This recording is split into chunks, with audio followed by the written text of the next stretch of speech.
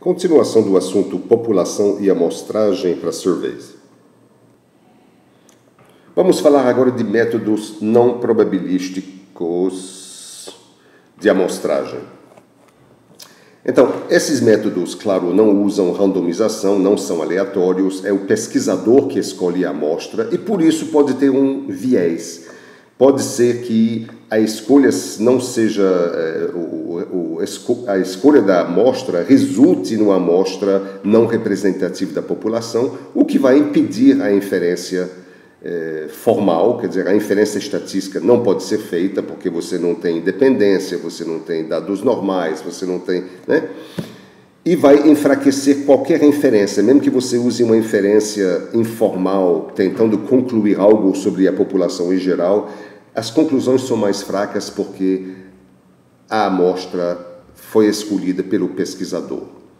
A gente faria isso, a gente escolheria o método não probabilístico por 3 motivos. Primeiro, você pode ter uma população difícil de identificar. Por exemplo, vamos supor que você queira atingir, ou vamos supor que sua população sejam todos os hackers no Brasil, por exemplo.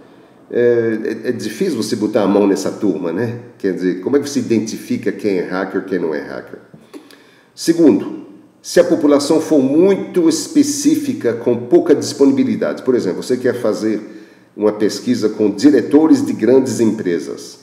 Diretores de grandes empresas, não adianta você fazer uma escolha aleatória.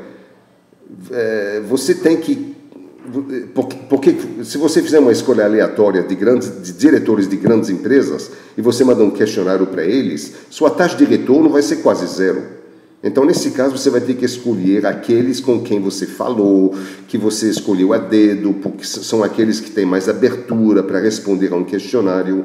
Então, nesse caso, a população tem pouca disponibilidade, então sua taxa de retorno seria quase nula. E quando você tem um estudo piloto, lembra que a gente tem que fazer um estudo piloto para fazer a avaliação do nosso questionário, e no estudo piloto eu não me importo muito com a inferência estatística, com a inferência em geral, eu só quero testar o meu questionário, no meu instrumento, então eu posso escolher minha amostra neste momento.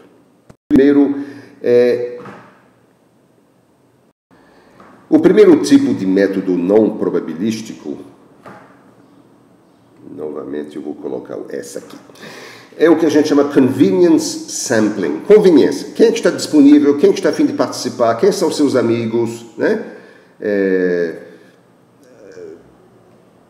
Isso é uma forma de você escolher a sua amostra. Há também uma coisa chamada snowball sampling, quer dizer, quem participa fornece nomes de outros que poderiam participar. Isso é usado quando é difícil identificar a população, mas a própria população se conhece mais do que você conhece eles, por exemplo, hackers.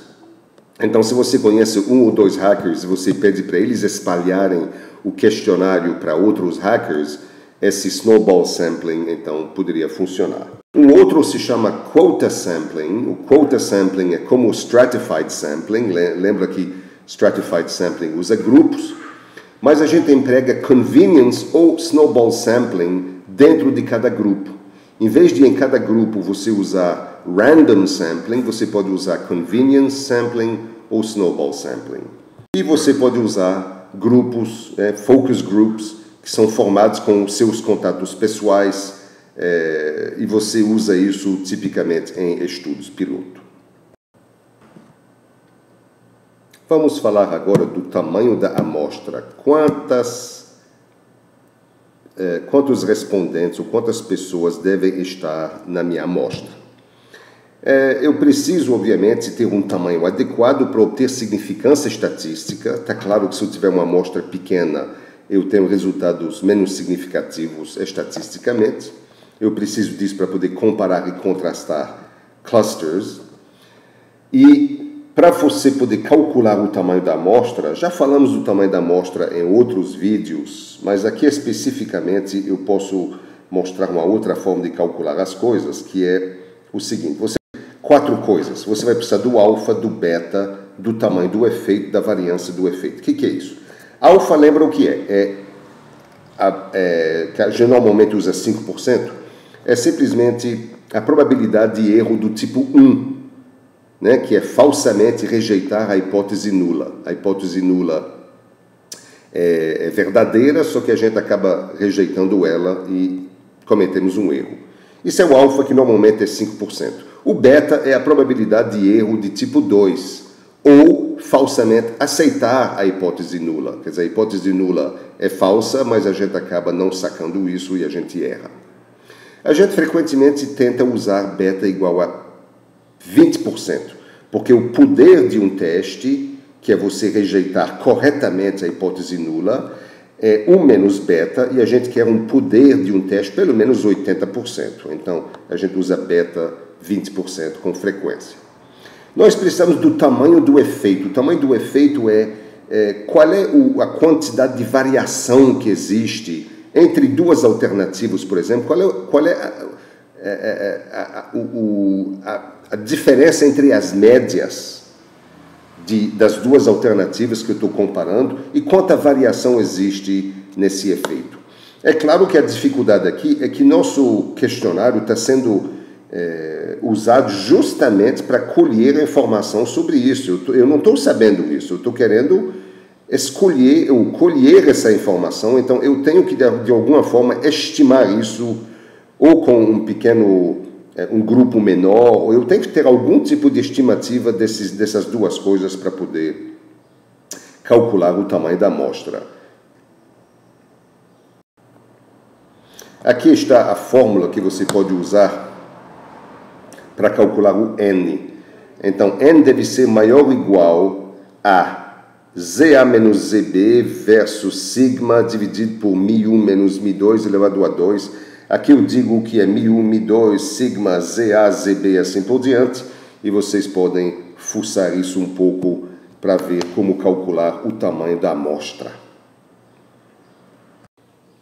É claro que você tem que lembrar que sua taxa de resposta não vai ser 100%. Então, você tem que dividir isso pela taxa de resposta esperada para saber para quantas pessoas você deveria mandar o questionário. Tem muitas outras formas de calcular o tamanho da amostra, inclusive tem na web calculadores de tamanho de amostra, então fuce a web, acho que vai ser a forma mais simples de você saber quantos questionários devem ser enviados e respondidos. Os procedimentos de follow-up são usados basicamente para descobrir por que as pessoas não respondem. E você quer saber isso por quê? Para ver se sua amostra continua representativa. Você tem que se convencer de que a razão pela qual as pessoas não respondem não invalide a representatividade da sua amostra. Por exemplo, vamos supor que as pessoas que não respondem tendem a ser muito ocupadas. As pessoas muito ocupadas não respondem. Mas será que você vai ter respostas apenas de quem não faz nada, né? De quem não é ocupado?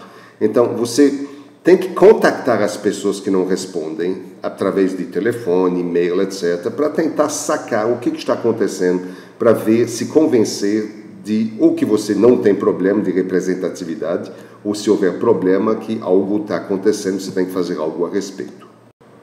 Então, para isso, para possibilitar, você vai ter que ter alguma identificação de quem respondeu, quem não respondeu. Então, os questionários, frequentemente, eles têm uma indicação de quem são as pessoas, só que você vai ter que dizer para as pessoas que você vai preservar um anonimato, né?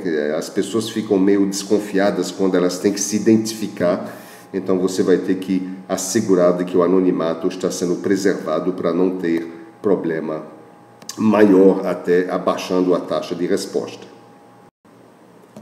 Muito obrigado.